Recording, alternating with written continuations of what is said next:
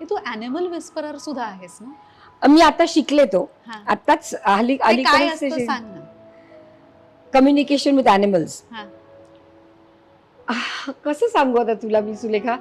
खरं तर मला असं वाटतं की आपण खरंच त्या जनावरांबरोबर जर आपण संवाद साधला ना, त्यांच्याकडनं नेचरकडनं आपण खूप शिकतो. पण खरंच कम्युनिकेट करता हो, येतं? करता येतं. अच्छा. मी ऑटो रायटिंग एनिवे करतेच ना, तर मी सोल्सशी कम्युनिकेट करते. पास ओव्हर झाले त्या सोल्सशी कम्युनिकेट करते. तर तुम्ही ॲनिमल्सशी पण कम्युनिकेट करता.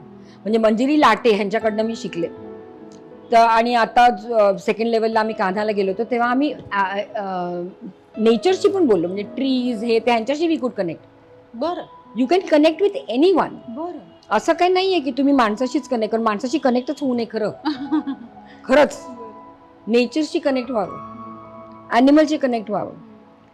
आणि कुठचे आता तिथे वाघ वगैरे आहेत ना, ते कानाला मी गेलो होतो टायगर स्पॉटिंग होतं. तर बघ गंमत, वाघ किंवा हे असे लायन्स किंवा वाघ हे जे आपण म्हणतो की बापरे भीती, पण ते कधीही तुमच्यावर हे करणार नाहीत, अटॅक करणार नाहीत.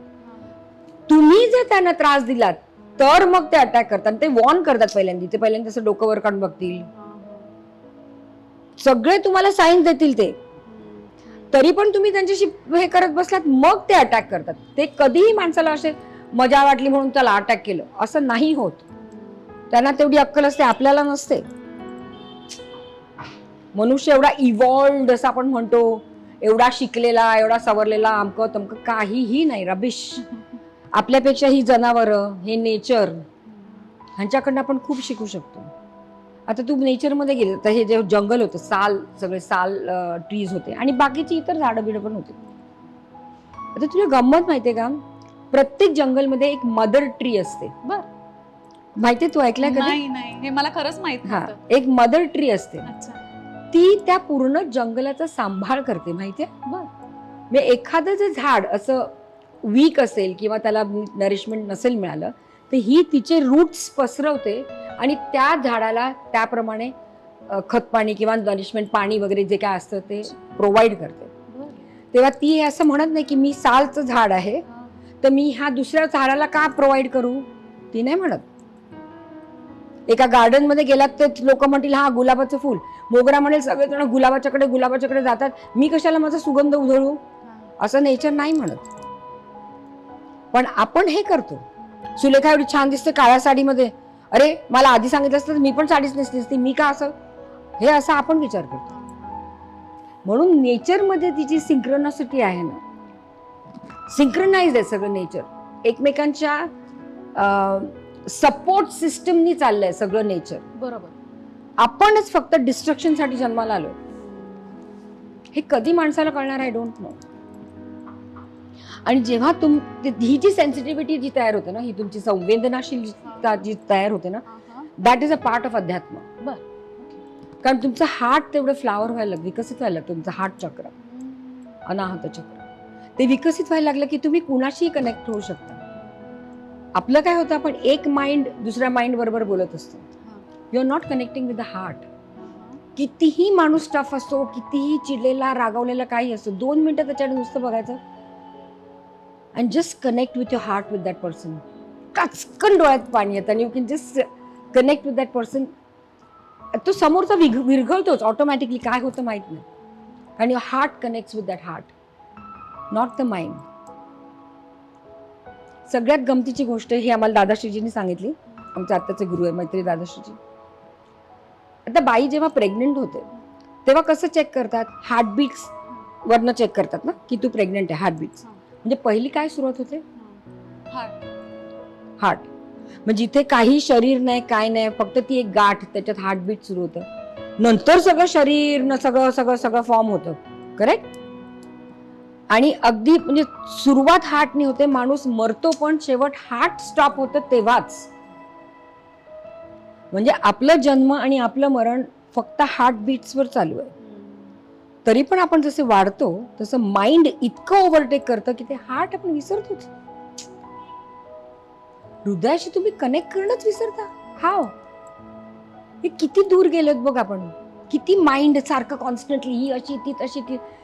मी जेव्हा सेटवर जेव्हा असायचे ना, त्या 2 हिरोईन जेव्हा असायच्या ना, तेव्हा मी लांबून ह्या दोघींना ऑब्झर्व करायचे. इतके अंडरकरंट्स दोघींमध्ये, देवा माय गॉड, इतकी कंपॅरिझन व्हायची. ही तिला अशी, ती आली सेटवर की ही तिला अशी चेक करणार, हिचं लग्न इथे नाही की ती अशी, मग ही तिला चेक करत बसणार. अरे, आणि मी लांबून वॉच करते हे सगळं. इतकी इन्सेक्युरिटी का? कनेक्शनच नाही हार्ट मधनं अजिबात. मी इतका म्हणजे एक्सपिरियन्स केलाय कधी कधी की लिपस्टिकची शेड, सुरेखा छान आहे का लिपस्टिकची शेड, कुठची आहे? मला आठवत नाही, मी 2 शेड्स मिक्स करून लावले आहेत, मला खरंच आठवत नाही. लिपस्टिकची शेड सांगा ना काय. इतके छोटे दिलवाले. कधी आपण सुधारणार ग? कधी आपण ह्या मी मी मी I me and myself या कॉन्सेप्ट मधनं बाहेर येणार? दिस इज व्हॉट इज अध्यात्म. तुझ्या आध्यात्मिक वाटेत तू बऱ्याच माणसांचं आयुष्य बदललं असेल ना ग? आय डोंट नो, मी नाही असं क्लेम करू शकत. पण आमचे गुरु दादाश्रीजी म्हणतात नेहमी की ट्रान्सफॉर्मेशन, परिवर्तन, बदल जो आहे तो आत्ताच्या it's a need of the hour, समय की मांग जसं म्हणतो आपण, ते खूप गरजेचं आहे, खूपच गरजेचं आहे. माझा अर्थात प्रयास त्याच्यासाठी चाललाय, कारण आमचं आश्रमाच्या थ्रू पण दादाश्रीजींचं पण हेच विजन आणि हेच मिशन आहे, टू ट्रान्सफॉर्म. बरं, ओके. आता ट्रान्सफॉर्मेशन म्हणजे काय एक्झॅक्टली?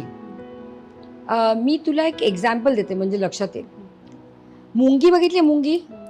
मुंगीचं कितपत आहेत, किती वर्तुळ, एवढूसं वर्तुळ आहे ना, तिला किती आयुष्य दिसत असेल? एवढूसं. पक्षी घेतला की त्याला एवढं तरी आयुष्य दिसतं, राईट, इथून. बरं. पण तुम्ही ईगल्स वगैरे असे घेतलेत, गरुड किंवा असे, ते कुठे अगदी वरतून त्यांना केवढं दिसतं. ओके, कळलं? That is transformation. आता सध्याची आपली बघण्याची सोच काय आहे? मुंगी एवढी. म्हणून पटकन आपण दुसऱ्याला म्हणतो, हे काय, ही अशी काय वागते, ही अशी का करते? पण ती अशी वागते किंवा तो तसं वागतो, बोलतो, वॉट एव्हर, ह्याला एक कारण आहे. तर तुम्ही जेव्हा पक्षाच्या ह्याच्यावर येता किंवा त्या गरुडाच्या लेवलवर येता, तेव्हा तुम्हाला एक्झॅक्टली कळतं का, कोण का कसं वागतं. पण असं कळतं, जजमेंट नाहीत, कारण तुम्ही तेवढे बदलता ना. आता मला म्हणजे बरेच वेळा आमच्या गप्पा वगैरे चालतात तेव्हा लोक म्हणतात, अरे काय, what I don't know why she is behaving like this, असं का करते ती, काय तिची सासू, काय तिचं. म्हटलं एक मिनिट, तुम्ही ह्याला त्याला नावं ठेवता, पण एक्झॅक्टली त्यांची काय सिच्युएशन ही तुम्हाला माहिती आहे का? आपण बाहेरून सगळ्यांना नावं ठेवतो का? बरोबर. आणि नावं ठेवण्याचा अधिकार नाही आपल्याला. नवरा बायकोंचे काय प्रॉब्लेम्स असतात, नवरा बायकोंची बेडरूम स्टोरी कधीच कोणाला कळत नाही. आणि तुम्हाला करायचंय काय? तुम्हाला काय करायचंय चोंबडे चाळे करून? गप्पा बसा ना तुम्ही. तुम्ही मदत तर काही करू शकत नाही, मग तुम्ही झाड्या किंवा इथे तिथे हे तरी करू नका ना.